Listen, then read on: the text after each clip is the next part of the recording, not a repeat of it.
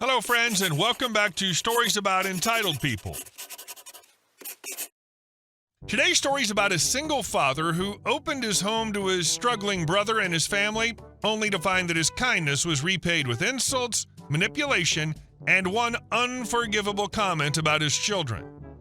But before we begin, best way to support our channel is to leave comments, like, and subscribe with the turned-on bell so you don't miss the new video every single day. Here we go. Took in my brother's family after a fire. His wife repaid me by attacking mine. I'm a 36-year-old single father to two kids, Gabriel 17 and Becky 14. Their mother, my wife, passed away 8 years ago after a long illness. Losing her was devastating, and though life has moved forward, I haven't remarried or seriously dated since. I don't think I'll ever love anyone like I loved her, and I'm content raising my kids on my own. The house we lived in originally belonged to my wife's grandfather. She inherited it, but when she passed, it was left to me. It's a big 5-bedroom place with some land, perfect for giving my kids a stable home. My younger half-brother, James, and I have never been especially close. We share a father, but had very different upbringings, and that's always caused tension. Late last year, James' life went into a tailspin. His company went under, he lost his job in a very competitive field, and not long after, his family's home was destroyed in a fire. Despite our distance, I wasn't about to watch my family struggle like that. I offered James, his wife Laura, and their twin daughters Abby and Sarah, 9, a place to stay until they got back on their feet. So suddenly, my house had 6 people: me, my 2 kids, James, his wife, and their twins. Didn't take long to notice differences in how we lived. James and Laura ran a very traditional household. He worked, she stayed home, and they were raising their girls the same way. Nothing wrong with that if it works for them, but I run things differently. My kids both do chores, both are encouraged to aim for any career path they want, and I expect them to be capable and independent. At first, I assumed our differences wouldn't cause conflict, but within a few weeks, Laura started interfering. If it was Gabriel's night to do dishes, she'd tell him he shouldn't be doing that and would try to redirect the chore to Becky or one of her twins.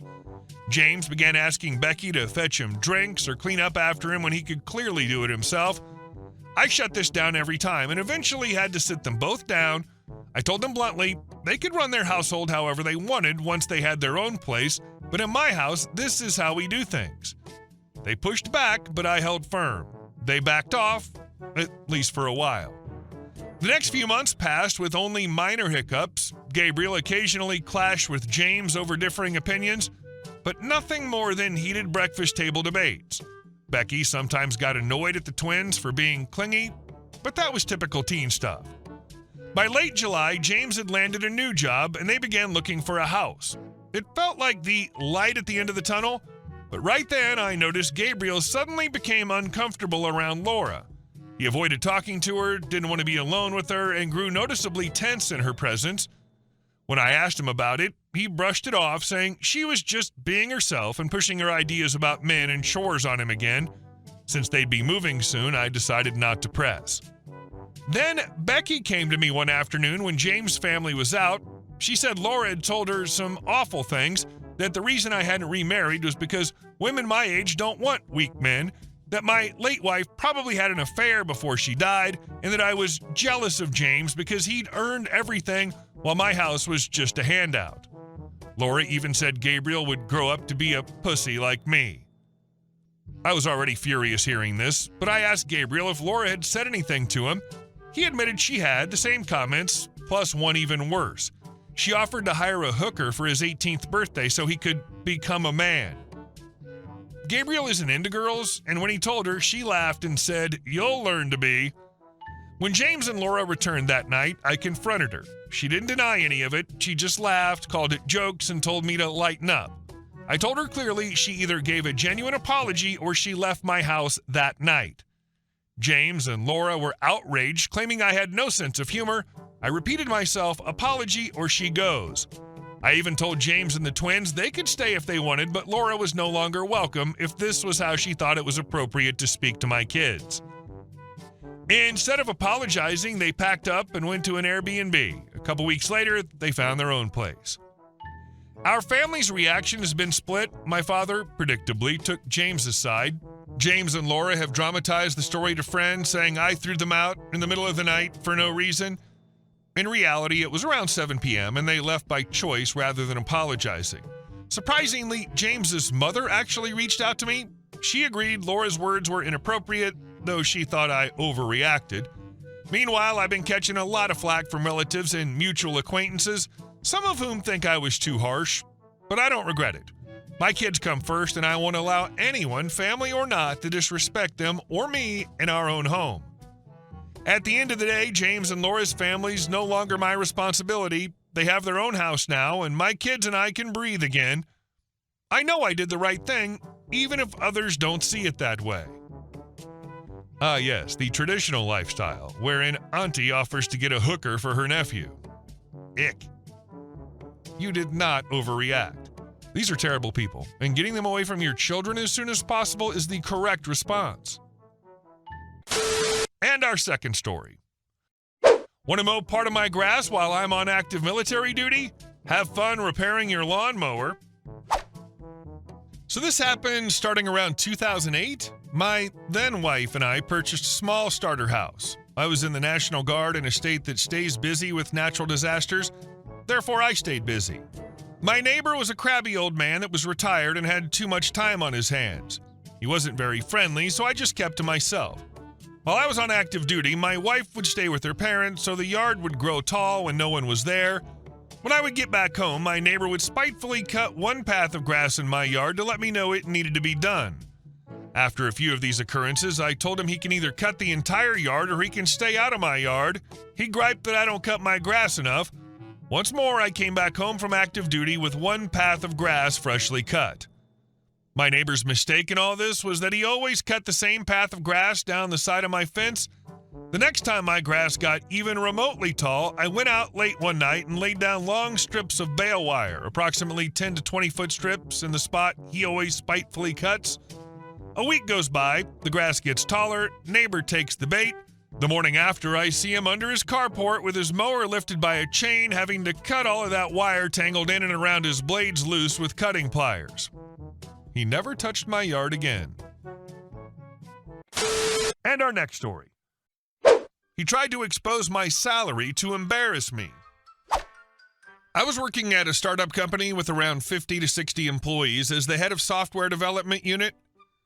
We were a team of 8 software engineers, and the rest of the company was administration and support or security personnel. The company was in a small city, and it was so difficult to find good software engineers. We had this problem that whenever we found someone good, they were migrating to larger cities after a while, so over time, naturally, payments of software development unit raised comparing to other personnel. For me alone, it was more than all other managers in other departments by almost twice. This number, despite still being behind the standards comparing to larger cities, was a huge money to people in that city, and company made this payment a secret. No one was expected to find this out. After a while, I got the feeling from some office rumors that my salaries leaked, but I didn't care much about it until one day this colleague, head of support department, calling him Tim, accidentally nephew of HR manager, decided to confront me about my salary to make me ashamed in front of everyone. So we were at lunchroom with around 20 people there. The following is a conversation started by Tim in front of everyone. Tim: Mr. OP, is it true you are being paid X thousands? Me: actually, your news is outdated. Now it's more than that.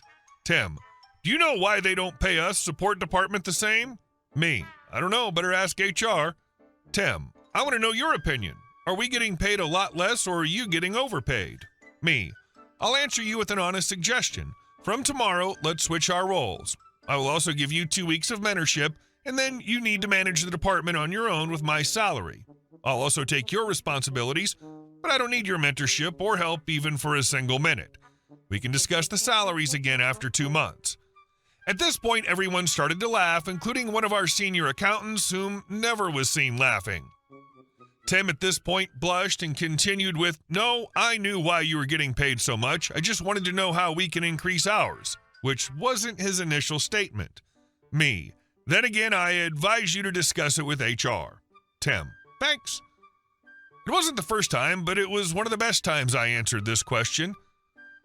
Salary does not depend on your work level, but how easy you are to replace. A fundamental fact most people apparently don't realize. And our last story. The CEO mocked our value. We made the board choose between him and $500 million. When I first joined my company, the culture was built around one man, our founder's right-hand guy who rose to CEO and ran the place for over 30 years. He understood one thing better than anyone. In a sales-driven company, the sales force is the company. His motto was simple: the sales force always comes first. He lived by it. Because of him, our compensation package was the best in the industry, and our training and support were unmatched. He passed away in 2007, and after a brief period of running the company by committee, the board brought in a new CEO in 2010 to navigate the fallout of the recession. That's when things started to sour. The new guy strutted in with his big ideas that boiled down to two words: cost-cutting. He laid off staff, trimmed benefits, and worst of all, split the sales force into two separate teams. Team A sold product A, Team B sold product B. Sounds harmless. It wasn't.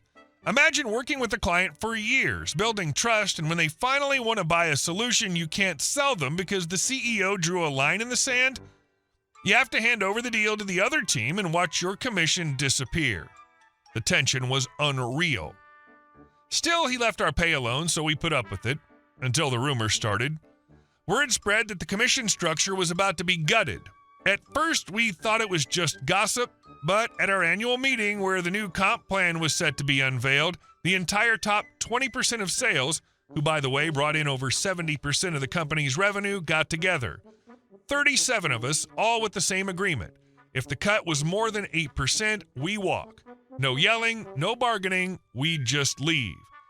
When the moment came, the CEO walked on stage like he was about to deliver the Sermon on the Mount. He laid out the new plan, a 25% commission cut. You could hear the air leave the room. He said it with a straight face, too. This is still above industry average. One of our top guys, he personally brought in $25 million in revenue last year, stood up and asked the obvious: if we're this profitable because of the sales force, why gut the sales force? The CEO, in his infinite wisdom, smirked and said, if you guys don't like it, you can leave. You'll be terminated for insubordination and replaced. That was it. All 37 of us stood up together and walked out of that conference room. In one move, the CEO had just watched $350 million in revenue walk out the door. The VPs looked pale, whispering among themselves because they knew what this meant. An hour later, the VP of sales pulled me aside. What's going on? What do you guys want? I told him straight, we want him gone, and we want our commission structure restored. Either that or the majority of your sales force is gone for good. The VP scrambled. Within 2 hours, myself and two others were asked to sit down with the senior leadership team. It wasn't just sales and marketing. Legal was there, accounting was there, and the founder's family was on the phone. We presented our signed agreement, either a 3% raised commission or the CEO resigns, products are unified again, and commissions remain untouched. The VPs looked around the room. Everyone knew the truth. The CEO was the only one refusing to bend. His ego was too big to back down. They asked us to step out so they could deliberate. The next morning, we walked into the conference room again. This time, the VP of sales was on stage. The CEO was nowhere to be seen. As you can see, Mr. Name is no longer with the company. He's decided to pursue other opportunities. Effective immediately, our products are under one sales team again, and the commission structure will remain as it was. The room erupted. People who'd been silent for months were cheering. We knew we'd won. From that day on, the board swore to never hire another outsider visionary CEO to run us. The founder's son quietly took the reins as a figurehead, but the company was effectively steered by the VPs and the sales force together. And the cherry on top, since 2010, our company has grown significantly, even in a tough environment, because the sales force stayed loyal, motivated, and properly compensated. Meanwhile, the ex-CEO's reputation in the industry tanked. Word spreads fast in our field, and nobody wanted to touch the guy who almost killed a $500 million company in one day. This is the power of collective bargaining. This is why so much effort is spent convincing workers that unions are evil. Workers in the U.S. are constantly fed the bullcrap that you need the company doesn't need you, and you're easily replaceable. The thing is, they can afford to replace individuals, but they can't replace their entire workforce at once. Hey guys, thank you all for watching the video. I'll see you in the next one.